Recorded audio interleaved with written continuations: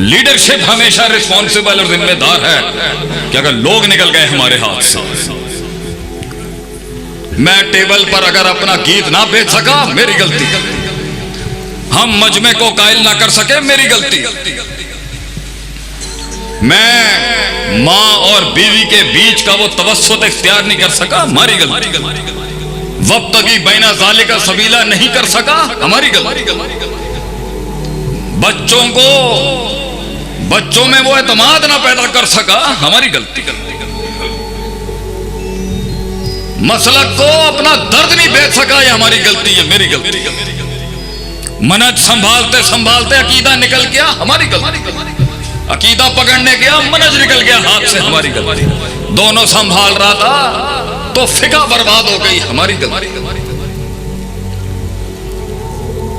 خاندان کو اپنا کارکن نہیں بنا سکا ہماری غلطی، ماں باپ کو قائل نہ کر سکا میری غلطی، ملک میں اپنا قلعہ نہیں منوا سکا میری غلطی۔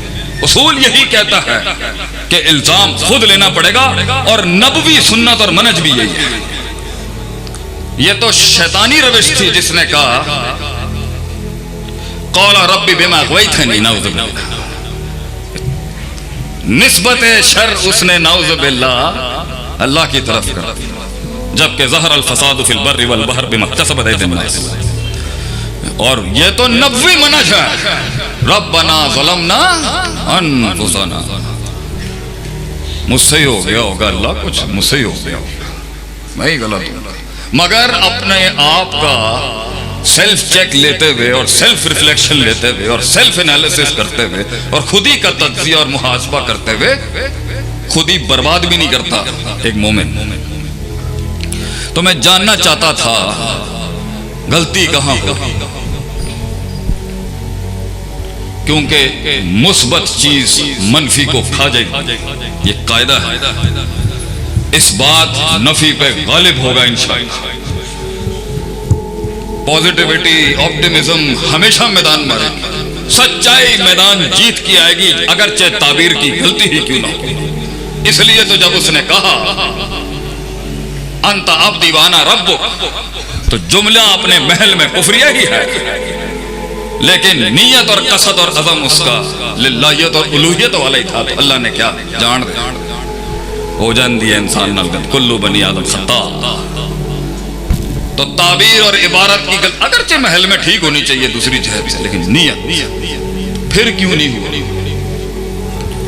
پھر کیوں چھن گیا، پھر کیوں در لٹ گیا میرا، پھر کیوں نہیں وہ ادارہ ایک سنگ میل بن سکا، وہ فکر اس عروج تک کیوں نہ پہنچ سکا، حق ہونے کے بعد کیوں نہیں وہ بات سینے میں اتر سکی، اگرچہ الا قلیلہ قلت ہی تھی جو حق والوں کو ملی وراثت، قلت ہی تھی۔ تو اللہ تعالیٰ نے ہمیں قرآن میں نے کچھ نہیں ڈھونڈا، پہلے ہی موجود تھا، اللہ نے قرآن میں کچھ ایسی کلیات دی ہیں، میکروز جسے ہم کہتے ہیں، میکرو پرنسپلز کہتے ہیں، جزیات تو ایسی ہیں کہ حیران ہو جائے انسان۔ کسی جگہ پر ہے وَإِذَا خَاطَبَهُمُ الْجَاهِلُونَ قَالُوا سَلَامًا، اور کسی جگہ پہ ہے جزاء سیئۃ بمثلها۔ مشکل ہے جزیات کو ماسٹر کرنا، لیکن کلی قاعدے ایسے دیے اللہ نے جہاں سے انسان اپنی زندگی کی اس تحریک کو ہر وقت چیک لے سکتا ہے، محاسبہ کر سکتا ہے کہ ہم وہ کیسے وہاں تک پہنچے۔ شک آ رہا ہے، شہوت آ رہی ہے، یقین ٹوٹ رہا ہے، ہمت ٹوٹ گئی ہے، نکد ہو رہا ہے، حقد ہو رہا ہے، حسد ہو رہی ہے، مذبذبین بین ذالک چل رہا ہے، لا الہ الا ہی کھڑا ہے یا لا الہ الا ہی کھڑا ہے، نہیں سنبھال پا رہا، نہ منافقتوں کو ڈیل کرنا آ رہا ہے، نہ یہ والی پارٹی ڈیل کرنی آ رہی ہے، انذرتم ام لم تنذرہم لا یؤمنون، نہ چٹے منکروں کو ڈیل کرنا آ رہا ہے۔ اتنی بڑی تنوع کے اندر پروڈکٹ نہیں بننی انسان سے، اس کو بن نہیں رہی چیزیں، اس سے وہ منو سلوہ نازل نہیں ہو رہا اگر اس کے اوپر، تو سوچنے وہ حل کیا ہے، اس سے کیسے نکلے گا ایک انسان۔ اللہ تعالیٰ نے قرآن میں اس کے ایک آیت میں بڑے اصول دیے کہ یہاں پہ چیک کر لے اپنا، गलती इधर ही होगी। तो ये हो नहीं सकता कि ईमान का तकादा पूरा हो, अंतुमुल आलाउना इन कुंतुम मुमिनीन, और गलबा ना हो। ये नहीं हो सकता, ये मुमकिन नहीं है, ये दलील नहीं बनती इस महल।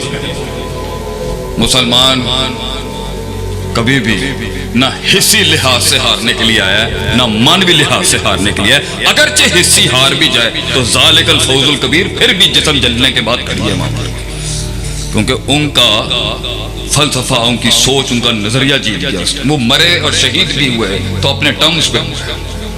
मोमिन अपने टर्म्स पर शहादत कबूल करता है, और वो है उसका अकीदा, उसकी तौहीद। तो अल्लाह ताला फरमाता है कुरान में,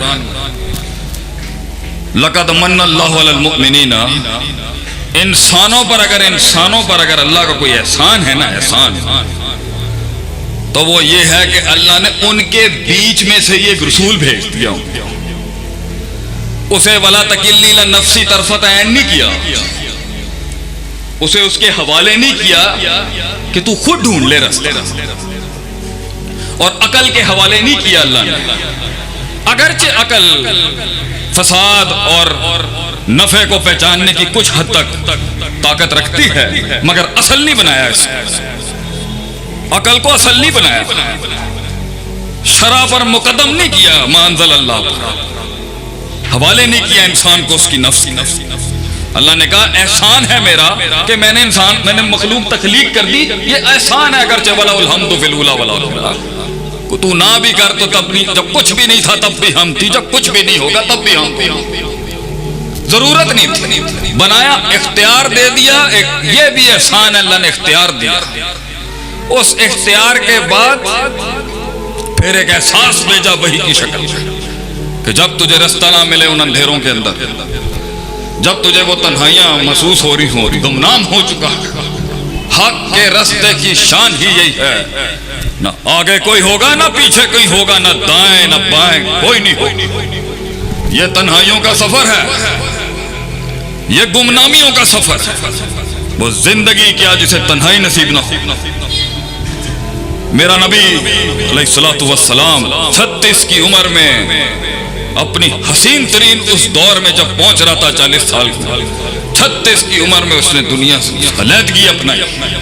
कायनात का सबसे बड़ा लीडर 36 साल की उम्र में गार में चला गया। वो जरूरत थी उस टाइम पर, उस पाकीज़गी को, उस तन्हाई की जरूरत थी, क्योंकि जंगें आ गए।